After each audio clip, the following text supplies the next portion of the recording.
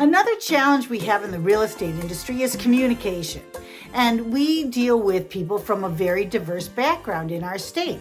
During the 2015 and 16 school year, there were approximately 130,000 students in Washington who are identified as being eligible for Washington State's transitional bilingual instructional program, and they spoke more than 220 different languages. I didn't realize there were that many languages in the world, much less in Washington State.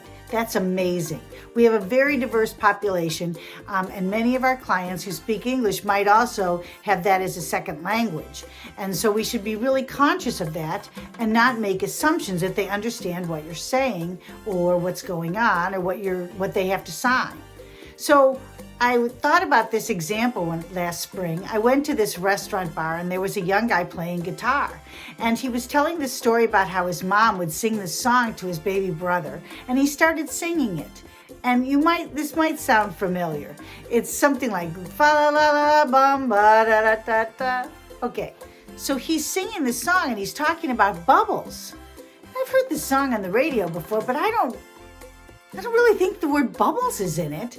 So then he laughed and he stopped and he told this story that this is what his mom would sing to his brother. And then he said, well, now it's time for the real song. So he sang the real song in Spanish. And in the audience where I was, everybody started singing along with him. But you know what? Just like me, I don't think many of them knew the words. So I'm looking around and, we're just singing. You just pretend you're singing the song.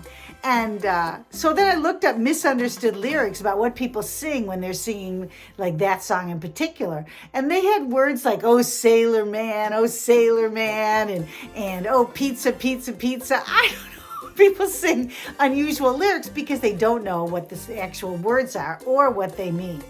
Well, that also happens when you're talking with clients sometimes. Sometimes they have no idea what you're saying, and sometimes they do know some of it, but not the language or the vocabulary.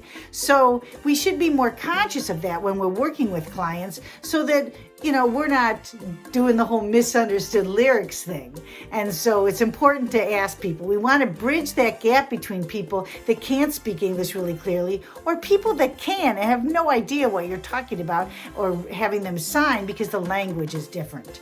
What we need to do is don't make assumptions. Ask people if they understand, if they know what they're signing, if they understand what you're saying, if they understand what you're asking them to do, or do they have any questions about what's happening in the process. We need to listen and ask how we can provide a bridge to that gap. Is there a way that you can provide materials in another language? Do they need a translator? We need to treat all parties in a transaction equally and fairly. If there's two signers on a document, they both really should know what they're signing. You need to ask people if they do want a translator and speak slowly. That's one of my things. Speak slowly. You can also use an app on your phone if they say something and you don't understand what they're saying instead of just letting it go.